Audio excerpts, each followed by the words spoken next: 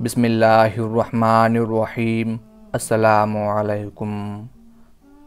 ہجرت کے چھٹے سال کے بالکل آخر میں رسول اللہ صلی اللہ علیہ وآلہ وسلم نے دنیا بھر کے بڑے بڑے بادشاہوں کے نام خطوط ارسال فرمائے، جس میں اس بادشاہ اور اس کی قوم کو اسلام قبول کرنے کی دعوت دی گئی۔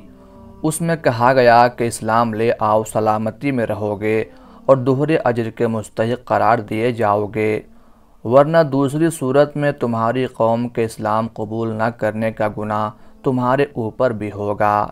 اس کے بعد سورہ آل عمران کی آیت نمبر 64 اس میں درج فرمائی گئی اور خطوط کے آخر میں آپ صلی اللہ علیہ وآلہ وسلم کی مہر مبارک لگائی گئی، جو اوپر نیچے 3 سطروں پر مشتمل تھی۔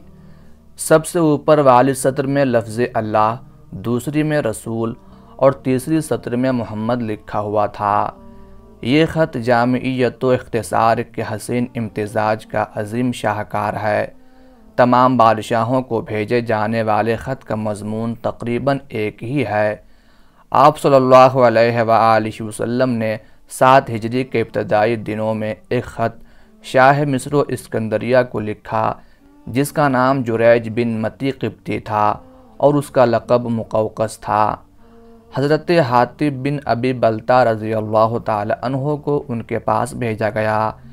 آپ صلی اللہ علیہ وآلہ وسلم کا نامہ مبارک لے کر حضرت حاطب بن ابی بلتہ رضی اللہ تعالی عنہ شاہ مقوقس کے دربار میں پہنچے اور متانت کے ساتھ ان کو جا کر کہا، اے شاہ مقوقس، آپ سے پہلے اس ملک میں ایک شخص گزرا ہے جو اپنے آپ کو رب اعلیٰ سمجھتا تھا۔ اللہ تعالیٰ نے اسے نشان عبرت بنا دیا، لہٰذا دوسرے سے عبرت حاصل کرو، ایسا نہ ہو کہ دوسرے تم سے عبرت حاصل کریں۔ اس موقع پر مقوقس اور سفیر رسول حضرت حاطب رضی اللہ تعالی عنہ کے درمیان مکالمہ ہوا، جو حاضر خدمت ہے۔ مقوقس کہنے لگا، مجھے محمد صلی اللہ علیہ وآلہ وسلم کے بارے میں بتائیے، کیا وہ اللہ کے نبی ہیں؟ حاطب بن ابی بلتہ فرمانے لگے، وہ نبی ہی نہیں بلکہ اللہ کے رسول بھی ہیں۔ مقوقس کہنے لگا، اگر وہ واقعی اللہ کے رسول ہیں تو پھر کیا وجہ ہے کہ جب ان کی قوم نے انہیں اپنی بستی یعنی مکہ سے نکالا تو انہوں نے اس کے لیے اللہ کے عذاب کی بد دعا کیوں نہیں کی؟ حاطب بن ابی بلتہ فرمانے لگے، کیا آپ حضرت عیسیٰ علیہ السلام کو اللہ کا رسول نہیں مانتے؟ مقوقس کہنے لگا، بالکل مانتے ہیں۔ حاطب بن ابی بلتہ فرمانے لگے، تو پھر آپ ہی بتائیے کہ جب ان کی قوم نے انہیں چاروں طرف سے گھیر لیا اور انہیں سولی دینے کا ارادہ کیا اور پھر اللہ تعالیٰ انہیں آسمان پر اٹھا کر لے گیا تو انہوں نے اس بات کی دعا کیوں نہیں کی کہ ان کا رب بنی اسرائیل کو ہلاک کر دے؟ شاہ مقوقس کہنے لگا، آپ ایک حکیم عقل مند آدمی ہیں اور ایک حکیم دانا آدمی کی طرف سے آئے ہیں۔ میں محمد صلی اللہ علیہ وآلہ وسلم کے لیے یہ تحفے آپ کے ساتھ بھیجتا ہوں، اور یہ نگہبان یعنی ایک ہرکارہ جس کا نام معبور تھا، جو آپ کے علاقے تک آپ کی نگہبانی کریں گے۔ اس کے بعد رسول اللہ صلی اللہ علیہ وآلہ وسلم کے خط کا جواب لکھوایا، جو اس طرح تھا، محمد بن عبداللہ کے حضور من جانب مقوقس عظیم القبط، اما بعد، میں نے آپ کا گرامی نامہ پڑھا اور جو کچھ اس میں تحریر تھا اور جس کی آپ نے دعوت دی میں نے اسے سمجھ لیا۔ میں جانتا ہوں کہ ایک نبی آنے والا تھا، لیکن میرا خیال تھا کہ اس کا ظہور ملک شام سے ہوگا۔ بہرحال میں نے آپ کے قاصد کی عزت کی ہے۔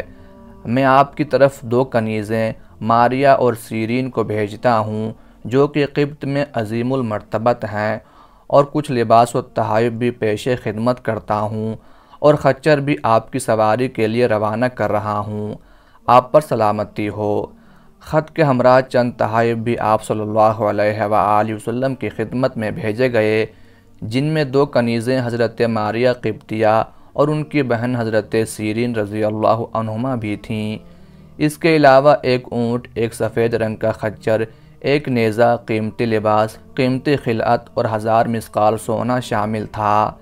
بعض روایات میں یہ بھی ملتا ہے کہ شاہ مقوقس نے ایک طبیب بھی ساتھ بھیجا، جسے آپ صلی اللہ علیہ وآلہ وسلم نے یہ کہہ کر واپس بھیج دیا کہ ہم لوگ سخت بھوک کے وقت کھانا کھاتے ہیں اور ابھی بھوک باقی ہوتی ہے، ہم کھانے سے ہاتھ اٹھا لیتے ہیں۔ اور حضرت حاطب بن ابی بلتہ رضی اللہ تعالی عنہ کو شاہ مقوقس نے تحفے میں 100 مثقال سونا اور 5 قیمتی لباس دیے تھے۔ دوسرے دن 4 افراد حضرت حاطب بن ابی بلتہ، حضرت ماریہ قبطیہ، حضرت سیرین اور معبور پر مشتمل چھوٹا سا قافلہ اونٹ، خچر اور دیگر سامان کے ہمراہ مصر سے مدینہ کی طرف روانہ ہوا۔ دوران سفر حضرت حاطب بن ابی بلتہ ان کے سامنے اسلام کی حقانیت بیان کرتے اور آپ صلی اللہ علیہ وآلہ وسلم کے بارے میں بھی بتاتے تھے۔ بالخصوص دونوں خواتین بڑے غور سے باتیں سنتی تھیں۔ اگر کسی مقام پر کوئی بات سمجھنے میں دشواری محسوس کرتیں تو استفسار کر لیتیں۔ وہ سمجھ گئی تھیں کہ دین اسلام ہی وہ دین ہے جو حق ہے اور اللہ تعالیٰ کا پسندیدہ ہے۔ آخر کار کئی دنوں کی طویل مسافت کے بعد یہ چھوٹا سا قافلہ مدینہ منورہ میں داخل ہوا۔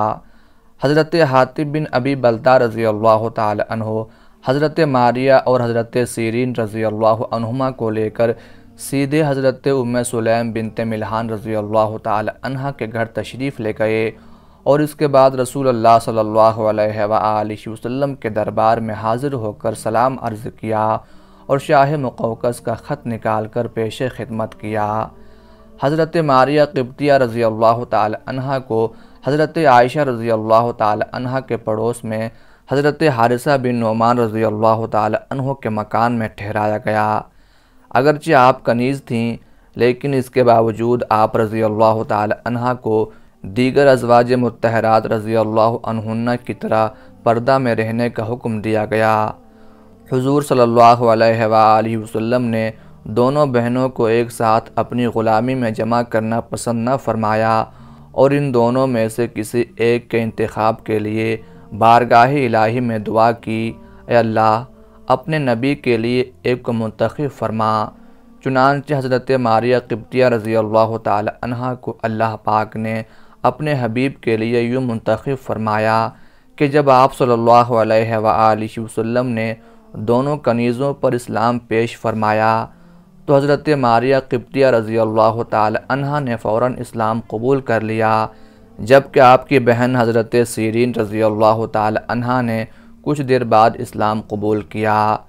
پھر حضرت سیرین رضی اللہ تعالی عنہ کو آپ صلی اللہ علیہ وآلہ وسلم نے حضرت حسان بن ثابت رضی اللہ تعالی عنہ کو ہبہ کر دیا، جن سے حضرت عبد الرحمن بن حسان رضی اللہ تعالی عنہ پیدا ہوئے۔ حضور اکرم صلی اللہ علیہ وآلہ وسلم حضرت ماریہ قبطیہ رضی اللہ تعالی عنہ کو بہت پسند فرماتے۔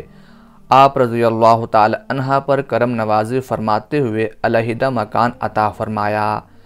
آپ صلی اللہ علیہ وآلہ وسلم مختلف اوقات میں آپ رضی اللہ تعالی عنہ کے پاس تشریف لے جایا کرتے۔ اس وقت ان کی عمر مبارک 20 سال کی تھی۔ کچھ عرصہ بعد حضرت ماریہ قبطیہ رضی اللہ تعالی عنہ امید سے ہو گئیں۔ آپ رضی اللہ تعالی عنہ کی دیکھ بھال کے لیے حضرت ابو رافع رضی اللہ تعالی عنہ کی اہلیہ حضرت سلمہ رضی اللہ تعالی عنہ گاہے بگاہے تشریف لاتیں۔ حضرت ماریہ رضی اللہ تعالی عنہ ایک بچے کی ماں بن گئیں۔ باندی جب بچے کی ماں بنے تو اسے ام ولد کہتے ہیں۔ حضرت سلمہ رضی اللہ تعالی عنہ نے اپنے خاوند کو بچے کی خوشخبری دینے کے لیے رسول اللہ صلی اللہ علیہ وآلہ وسلم کے پاس بھیجا۔ حضرت جبرائیل علیہ السلام آپ صلی اللہ علیہ وآلہ وسلم کو پہلے ہی خوشخبری دے چکے تھے۔ جب حضرت ابو رافع رضی اللہ تعالی عنہ بارگاہ نبوت میں حاضر ہوئے تو آپ صلی اللہ علیہ وآلہ وسلم نے ارشاد فرمایا، بیٹے کی ولادت کی خبر دینے آئے ہو؟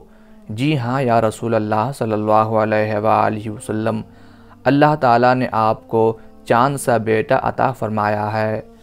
آپ صلی اللہ علیہ وآلہ وسلم بہت خوش ہوئے اور ابراہیم نام رکھا۔ حضرت ماریہ قبطیہ رضی اللہ تعالی عنہ کے ہاں بیٹے کی پیدائش کی خبر آن واحد میں مدینہ منورہ کے گلی کوچوں میں پھیل گئی، اور جب تمام ازواج مطہرات کو پتہ چلا تو ان کے اندر جذبہ رشک نے جگہ بنا لی۔ وہ جانتی تھی کہ اب حضرت ماریہ قبطیہ رضی اللہ تعالی عنہ کی قدر و منزلت نبی کریم صلی اللہ علیہ وآلہ وسلم کی نظروں میں اور بھی بہت بڑھ جائے گی۔ 7ویں روز حضرت ابراہیم رضی اللہ تعالی عنہ کا عقیقہ کیا گیا تو 2 مینڈھے ذبح کیے گئے، ان کا سر منڈایا گیا اور سر کے بالوں کے برابر چاندی تول کر صدقہ کی گئی اور بالوں کو زمین میں دفنا دیا گیا۔ حضرت ابراہیم رضی اللہ تعالی عنہ کی عمر مبارک جب 1 سال سے قدرے زیادہ ہوئی تو ان میں اپنے والد محبوب کبریا صلی اللہ علیہ وآلہ وسلم کی مشابہت کے آثار نمودار ہونے لگے۔ آپ صلی اللہ علیہ وآلہ وسلم بیٹے سے بڑی شفقت سے پیش آتے تھے۔ ایک روز حضرت ابراہیم رضی اللہ تعالی عنہ کی حالت سے اندازہ لگ گیا کہ اس جہان رنگ و بو سے ان کی رخصتی کا وقت قریب آ گیا ہے، تو نبی کریم صلی اللہ علیہ وآلہ وسلم کو اطلاع دی گئی۔ آپ صلی اللہ علیہ وآلہ وسلم حضرت عبد الرحمن بن عوف رضی اللہ تعالی عنہ کا ہاتھ تھامے نخلستان میں داخل ہوئے تو دیکھا کہ ابراہیم اپنی والدہ کی گود میں دم توڑ رہا ہے۔ نبی رحمت صلی اللہ علیہ وآلہ وسلم نے اپنے بیٹے کو اپنی آغوش میں لے لیا۔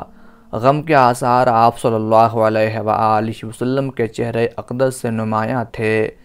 پیدائش کے بعد 18 ماہ تک حضرت ابراہیم رضی اللہ تعالی عنہ زندہ رہے اور پھر وفات پا گئے۔ حضرت فضل بن عباس رضی اللہ تعالی عنہ نے فرزند رسول کو غسل دیا اور چھوٹے سے تختے پر اٹھا کر بقیع کی طرف چل پڑے۔ نماز جنازہ رسول اللہ صلی اللہ علیہ وآلہ وسلم نے خود پڑھائی۔